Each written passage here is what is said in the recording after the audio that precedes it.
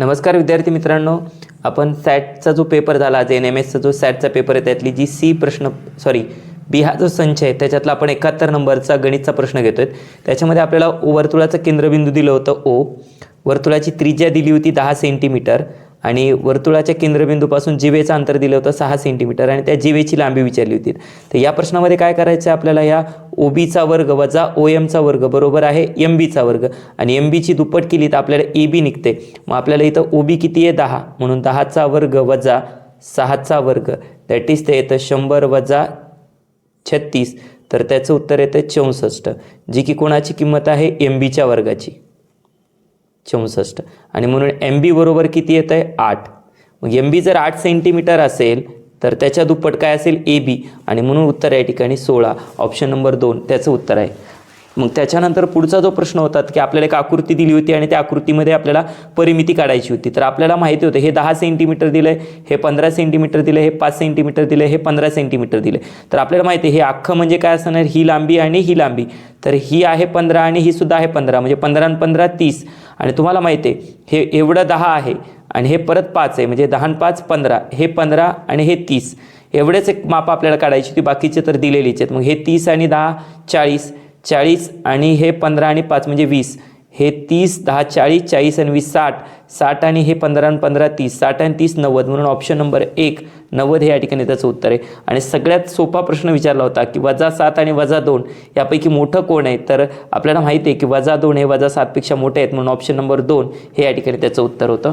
त्याच्या पुढचा जो प्रश्न होता आपल्याला A अधिक B कंसाचा घन वजा A वजा B कंसाचा घन, याला जर आपण सोडवलं असेल तर आपल्याला A अधिक B कंसाचा घन म्हणजे A घन अधिक 3A वर्ग B अधिक 3AB वर्ग अधिक Bचा घन, तसंच A वजा B या सूत्राचा जर वापर करून त्याला सोडवलं तर आपलं उत्तर येते 2Bचा घन अधिक 6A वर्ग B वर्ग।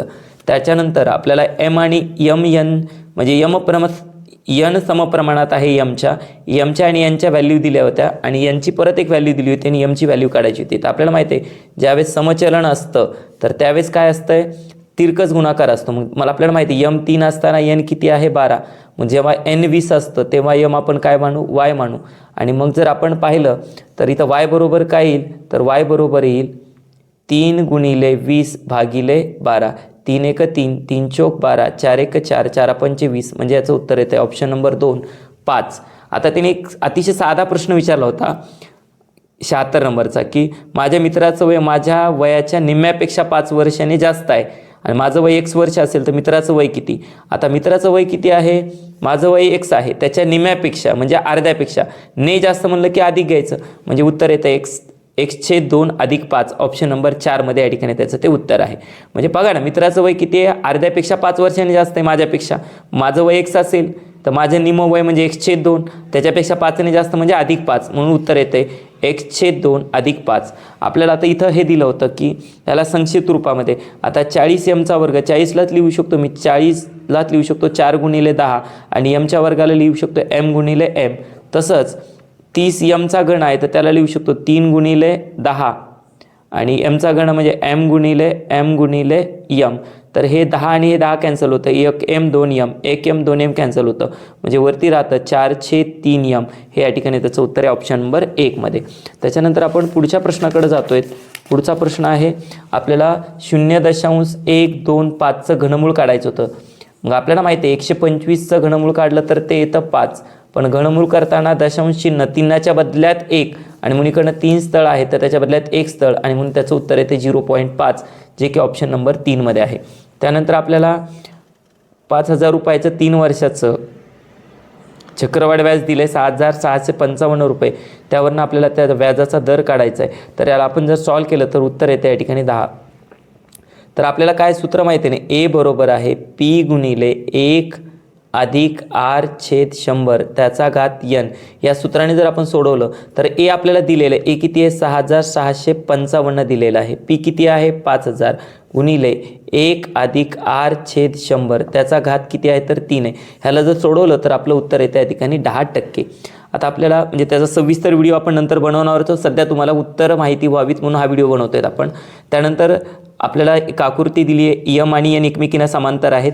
हे 3x दिले आणि हे x दिले. दोघात आपल्याला माहिती आहे अंतर कोणाच्या मापाची बेरीज असते 180 अंश. मग 4x बरोबर येतं 180, म्हणजे 4x बरोबर आहे 180. तर एक्सची व्हॅल्यू किती येतं तर ती येते 45 ऑप्शन नंबर 3 मध्ये. आता आपल्याला विचारलं गेलं होतं की हे जे दोन त्रिकोण आहेत ते कोणत्या कसोटीनुसार या ठिकाणी एकरूप होतात ते सांगायचं आपल्याला. तर तुम्हाला माहिती आहे की ही आपण जर पाहिलं तर ही US समरूप आहे, म्हणजे एकरूप आहे कोणासोबत PQ सोबत. मग इथे PQ घेतली तर इकडे US पाहिजे होती PQ. इकडे जर आपण PQ घेतली तर इकडे काय पाहिजे होती US PQ US. आणि त्याच्यानंतर आपल्याला माहिती इकडे जर आपण QR घेतली तर इकडे पाहिजे होती ST किंवा TS. आणि त्याचबरोबर जर इकडे आपण PR घेतली तर इकडे पाहिजे होती आपल्याला UT PR UT. म्हणजे ऑप्शन नंबर 3 हे या ठिकाणी आपलं उत्तर असणार आहे. त्यानंतर पुढच्या प्रश्नाकडे जातोय आपण.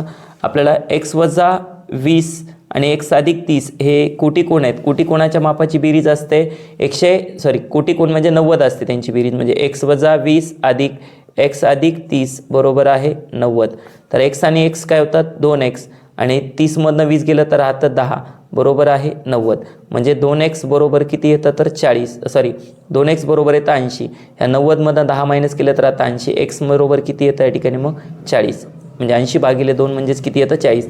तर एक्सची व्हॅल्यू तर आपण 84वा प्रश्न पाहत होतो. त्याच्यामध्ये मोठं L बरोबर आहे 3 मीटर, मोठं B बरोबर आहे 2 मीटर आणि मोठं H बरोबर आहे 2 मीटर. मग याला आपल्याला सेंटीमीटरमध्ये कन्वर्ट करावं लागेल. हे 300 सेंटीमीटर, हे 200 सेंटीमीटर आणि परत हे 200 सेंटीमीटर. म्हणजेच खोक्यांची जर संख्या आपल्याला काढायची असेल तर खोक्यांची बाजू म्हणजे लहान L बरोबर आहे 20 सेंटीमीटर. तर खोक्यांची संख्या बरोबर असतं L गुणिले B गुणिले H भागिले Lचा घन. आणि म्हणून या ठिकाणी इथं येतं 300 सेंटीमीटर गुणिले 200 सेंटीमीटर गुणिले 200 सेंटीमीटर भागिले 20 गुणिले 20 गुणिले 20. तर इथं पहा 1 2 3 1 2 आणि 3 शून्य कटले. त्याच्यानंतर मग वरती येतं 300 गुणिले 20 गुणिले 2 भागिले 2 गुणिले 2 गुणिले 2. तर या ठिकाणी हे 2 आणि हे 2 कॅन्सल झालं. 2 1 2 82 20. त्यानंतर इथं येतं 2 1 2 15 2 30. म्हणजे या ठिकाणी 150 गुणिले 10 म्हणजे उत्तर येतं या ठिकाणी 1500. ऑप्शन नंबर ऑप्शन नंबर 3 1500 या ठिकाणी त्याचं उत्तर आहे. त्यानंतर स्तंभालेखामध्ये सर्व स्तंभांची उंची 100 एकक असते. कोणत्या तर ते आहे शतमान स्तंभालेख. त्यानंतर लघुकोण त्रिकोणाचा लंब संपात बिंदू हा त्या त्रिकोणाच्या अंतर्भागात असतो. आणि आपल्याला एका समभुज चौकोनाचं क्षेत्रफळ दिलं होतं आपल्याला, त्याच्या कर्णाची लांबी दिली होती, दुसऱ्या कर्णाची लांबी आपल्याला काढायची होती. तर आपण समभुज चौकोनाचं क्षेत्रफळाचं सूत्र तुम्हाला माहिती 1/2 गुणिले D1 गुणिले D2 आणि ते ऑलरेडी दिलं होतं. ते किती आहे 180.